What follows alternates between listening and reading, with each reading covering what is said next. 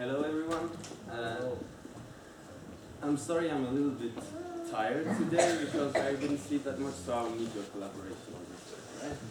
Okay, so this one is the second part of a series that I'm working on at home. It's a personal project about using data analysis tools to find a new series to watch. Basically, I have too much free time. So about me, I'm a big data architect at Karim, and from time to time I do some little projects just to get to know new technology, to learn, and also to improve myself. I love Python, and everything I do I try to do in Python because it's really easy. So, some background about the first part for the people who didn't see it.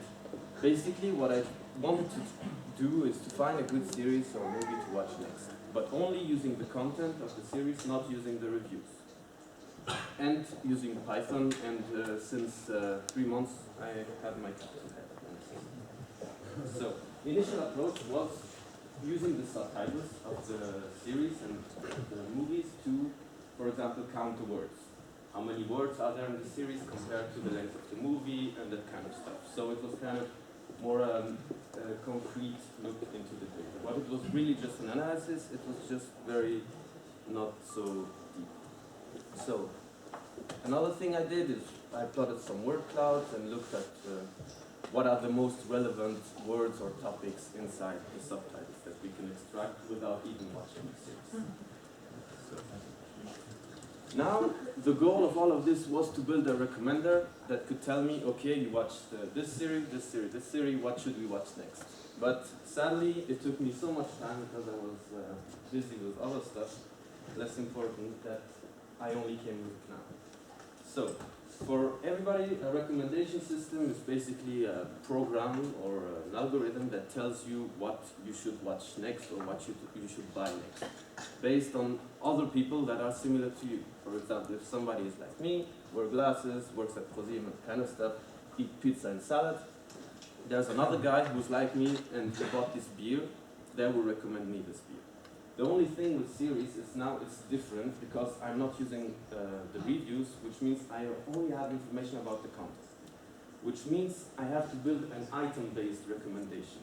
What I need to calculate is this red thing here, which is called the similarity. It's basically a score that tells me how much the content is similar to another content. So for example, if I watch Series A, and this similarity tells me Series A is better, it's almost the same as Series B, you should watch it as well, and not Series C, which is bad. So those were the features that I defined last time, using only the text information, only the subtitles. There's one that's very interesting, is the smog grade. Basically, it's a measure of the complexity of the text. It means how old should a person be to understand this vocabulary, which is in the subtitles, which is also the thing that is spoken. And this is something you can measure using an algorithm that is already available online, and there's a Python library to calculate just that, and very fast. So once you define your features, you can think about how you can build a recommender. So I said to myself, okay, let's do it, let's just throw it into some algorithm and try to see what we can. But there were other two components in the data that I didn't analyze yet, which are the audio and the video signals. Those contain the most important information because at the end of the day, we watch and hear the series, we don't read it. So I had to start with something, so I decided to start with the video analysis. It's pretty easy, there are lots of Python libraries to do it, and it's pretty nice. So, what is a video? A video is basically a succession of frames, of images, and has different formats, and it's easy to process with Python. And actually it contains more information than we are able to process today. It has so many things, so we need to know what we are looking for. What are we searching in the video? Are we searching for objects? Are we searching for colors? Are we searching for something else? So, does anybody have an idea of what we should look in the video to build this recommendation? No inspiration? Colors. Colors, for example, yes. What else? Faces recognition. Face recognition, that's a good one. Those are, for the moment, the easy ones, the really fast ones to implement. Is there anything else more complicated? element as well, yes. Camera angles. Camera angles, yes. Scene detections, that kind of stuff that we can do. It's very easy and there's everything available. But last week or 8 days ago, Yahoo published something that has to do with this stuff. So, recognizing not suitable for work stuff in series or videos. What they did is they published a pre-trained model that recognizes not suitable for work stuff in images. But since video is a succession of images, you can build it on the video as well. So, how we do it, as I said, that's what I explained just now. Yahoo published this thing called OpenNSFW using Café, which is a deep learning framework in Python. So they gave us all the code, they gave us a tutorial that showed us how to use it, and it's pretty easy. Everything is online on GitHub. You can look into it, how they trained the model, what they use, and that kind of stuff, which I will not explain right now because it's very early in the morning and it's too much to talk about. And yeah, this is pretty cool. There's a little problem though with the repository, so if you guys want to install it, I have a quick fix that I didn't commit. And one of the issues was about a guy who's about to lose his job because they published this library. And I laughed at this one because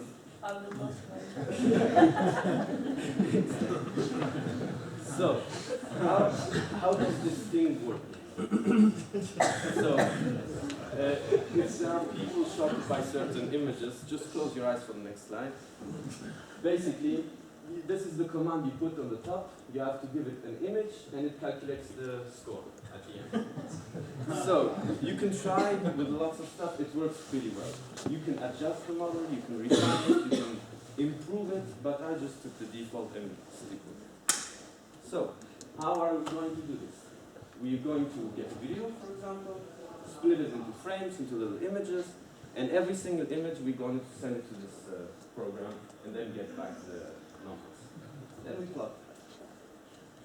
So, this is the code to cut a video into 1 second images. Pretty easy, it's like not even 20 lines long. And this is how it looks once you run it on a machine. This one I had to run on another machine because my Mac is not powerful enough to run it. So, here what I do is I make the query, give it a list of the images, and send it to the classifier. Those are the images of Desperate Housewives, where I calculated all the stuff on, and the results look like this. You get an array, well, a CSV file of the name of the frame and the score, and lots of stuff. Now, if we take this data and plot it somewhere to visually understand what's happening, we get this. This is the not suitable for work score per frame. So every image has its own score, so we can know, okay, where's the stuff happening. Alright? So for the statistic guys here, the not suitable for work stuff, which is very high probable to be really not suitable, is on the top part. This one is considered suitable. In the middle, the model is not yet quite sure. But, let me show you. Now, if we keep those lines and plot the images that are relevant to these frames and put them on the graph, we see that the model is doing actually a pretty good job. So, this kind of stuff, to recognize it is a good thing, actually, because how could you train an image like this? I mean, you have to think about it. I was surprised. And there's another thing at the beginning there, I wasn't sure because I watched it, and then I was like, how could you interpret this as...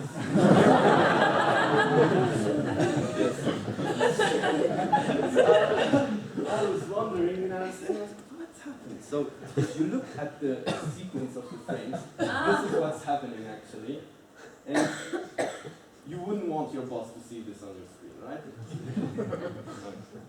So, once we have this, we can plot the rhythm of sexual content that's happening in the series. I actually calculated this stuff only on the pilots of every series to understand, okay, did it get my attention or not? Will I watch the rest of it? This is Desperate Housewives. Good, no? Let's do it on the rest. Dexter, for example. This series is one of the series that I like the most, and I told myself, okay, let's try. You can see it's less dense, it has less stuff happening, but still some peaks where you know. So this is what it detected. The first one is just him like standing there, waking up and dressing up. And this is at the end where he's having fun time with his girlfriend. Game of Thrones now. This is the pilot. This is the first episode. There's not so much, but there's still. And the program got it. It's the scene where she is with this, what's his name, this big guy. And the other scene there on the beach and having fun. So you can see that it's not just a peak, it's a sequence where you can see that there's everything classified as not suitable for work. And this gives you an indicator about the density of the not suitable stuff. Next one, Knuckles. Let's try it. Not too much, it's just him sitting naked there. Half naked. And, okay, this is a less sexual scene. Okay, now, the usual stuff, Sex and the City. Okay? It's not so dense as you would imagine. There are little short, intense parts where there's sexual content happening, but not that much. It's still considered soft. Now, a friend of mine told me I have to watch Californication. So I tried it on Californication, without even watching it. And I think I would watch it. And I would enjoy it. So a little recap. We used a model to automatically tag videos. This is good stuff, but we already knew what we were looking for. This is not limited to not suitable for work stuff, so it's nice. Yeah. What I want to say is there's this library from Google called TensorFlow. You can train your models easily and launch them on videos and generate more data. And that's what I like to do, but I'm not showing it now. It will be on my blog explained how to generate a model for detecting bananas in videos in 5 minutes. It's pretty easy. The real bananas. So, similarity definition for video. What do I want to get from the video? So, as you guys said, the colors, the brightness, the length, the scenes, the rhythm, and all that stuff we can add to the subtitles features to have an impression, an idea about how the series is structured and how the structure of this series compares to the structure of another. Okay, what else can we do with the series and movies data? One thing I thought of is combining video and text. We have to find a bridge between both, and the obvious one is video summarization. You get a big video and you make a trailer or a summary.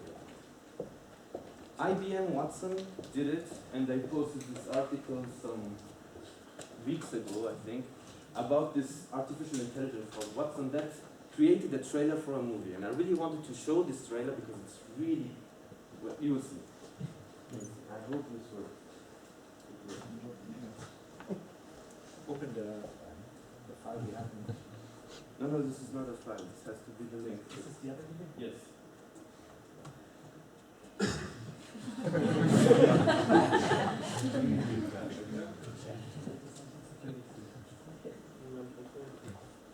Is there sound? There's no sound.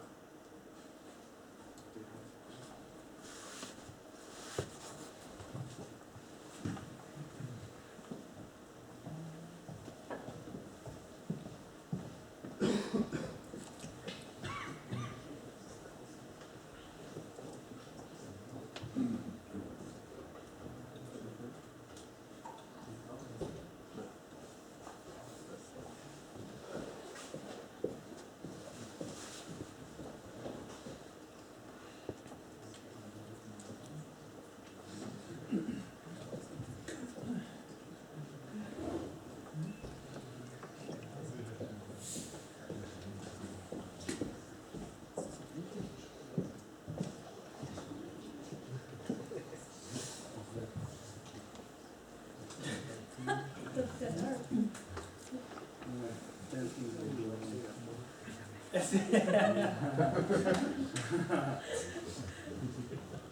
I understood it. But so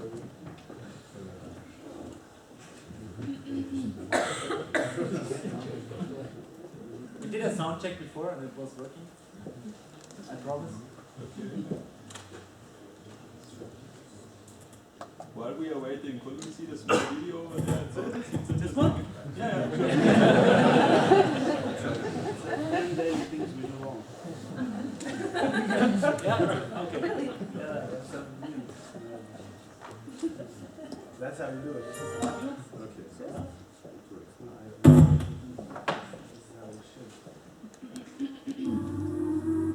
Okay.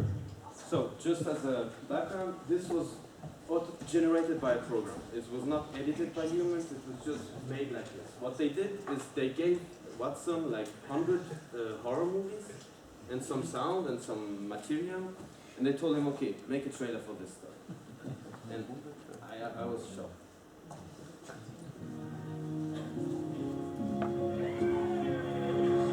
Its first birthday exceeds our wildest expectations. Nice to meet you, Morgan.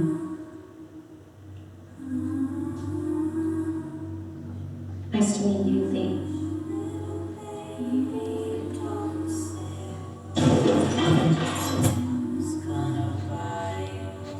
have a 13-year-old daughter. You don't get to see her much anymore.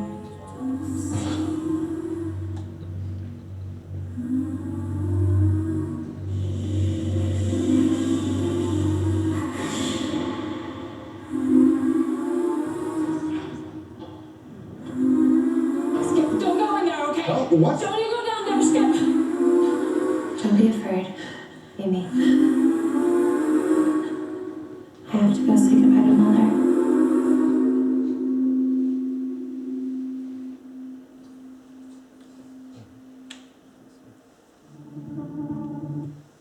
I think this is awesome.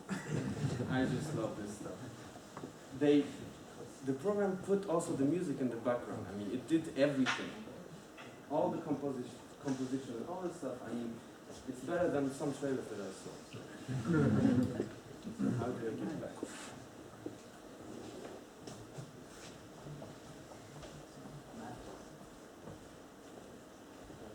Yes, so that was it, generated by Watson, a huge supercomputer that can calculate lots of stuff. So what do you do when you don't have a supercomputer? You try to think a bit more. So this was my approach to combine a little bit text and video together. First I have the subtitles. What can I do with text? Summarize it easily. So I summarized it, and then the video I split it in frames and audio. For the frames you can do scene detection and find all the scenes in the video. For the audio, you can check the levels. Is there an explosion? Are there people happy because there's a score in the football game? Or whatever. You can isolate all those events when you know what you're looking for. Then you can combine all this stuff to generate a summary of a video, which you could use then to summarize, for example, a series, the pilot of a series, and watch it in 2 minutes instead of watching it for 40 minutes, and not wasting too much time. I'm a lot about efficiency. So, this is an extract of the version 1 of what I did. It's all there is to it, to generate a summary of a video. The code on the right, you can take a picture and reproduce it at home.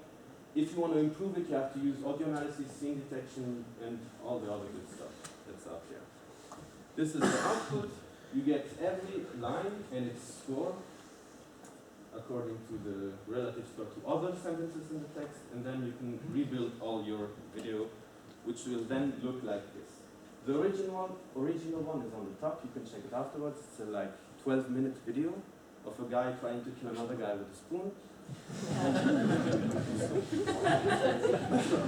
the bottom is the summary. I will show you the summary and you will tell me if you understand it. This was generated in Python as well, and it's with the code that I showed you previously. This murder takes years. It began as a nuisance. Now, forensic pathologist Jack Kuchail is running for his life. This lunatic has been attacking me all night.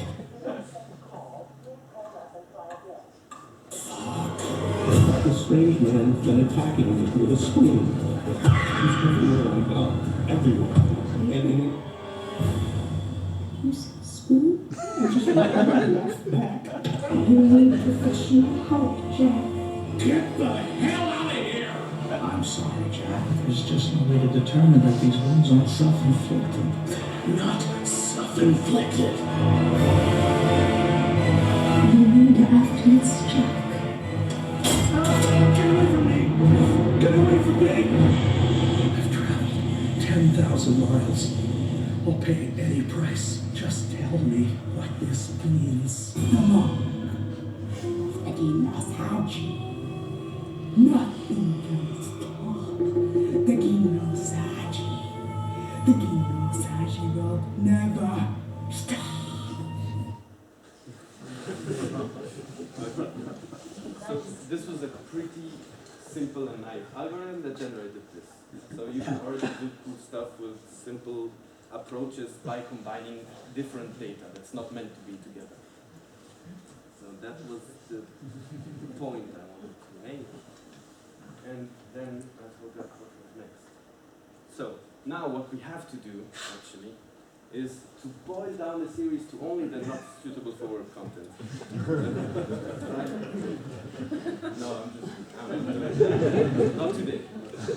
Alright, so now let's go back to the initial thought of getting a recommendation. Because I was having all these ideas and I wanted to test them, but for the moment I'm not totally there yet. There will be more parts to this. So, to save some time, what's an easy way to build like a recommendation engine? The very simplest possible way. It's just to calculate the similarity and what tools do we have, like open source, that can give us this out of the box.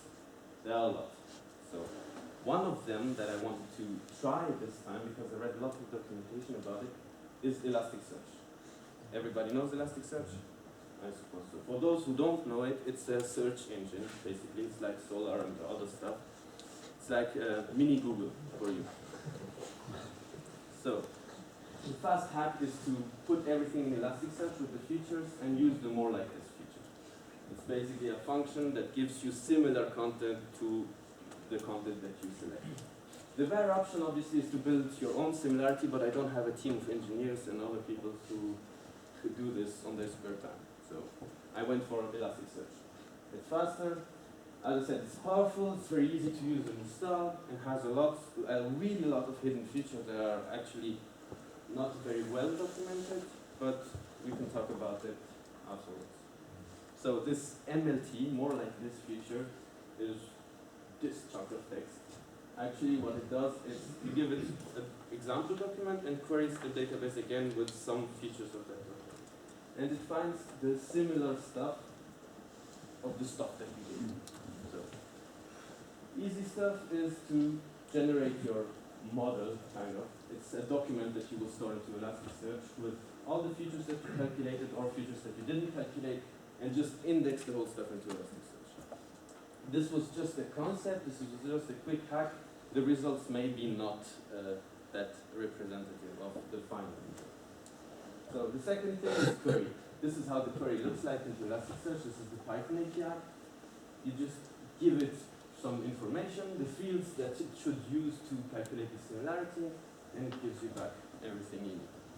So I gave it Dexter as input, the first pilot of Dexter, and it gave me these three to watch. Actually, Da Vinci's demos, I already saw it and I really liked it, so I'm wondering if I would like the two others. I don't know, has anybody seen them or something? No? Yeah, their demo's pretty good. Yeah. Alright, okay, good. Then I start with this one, because I'm reaching my conclusion. So, what I try to do is test some machine learning methods without going too deep into details. Just first trying out stuff and seeing how it works, and if I want to understand it later, I will understand it later. But what matters is to use data differently than just like terabytes of logs. just logs won't help you out. You have to mix it with something else to get some insight. That's what I've been doing. That's how we've been doing it at the company, and it's working out really well for everyone. And yeah, trying out of-the-box solution never hurts. Actually, you can, this Elasticsearch stuff, I was really surprised, and now we're using it at work as well, so that's good. And yeah, I'm still working on part 3, but I think this one will take more time because it's getting really interesting stuff now that I need to dig deeper in. And yeah, if somebody wants to work on those cool projects and stuff, we're hiring at my company, and there are 2 positions open, and you'll be working in my team. All right. So, thank you, and thanks for your attention. I think I was a bit too fast, but that's all right.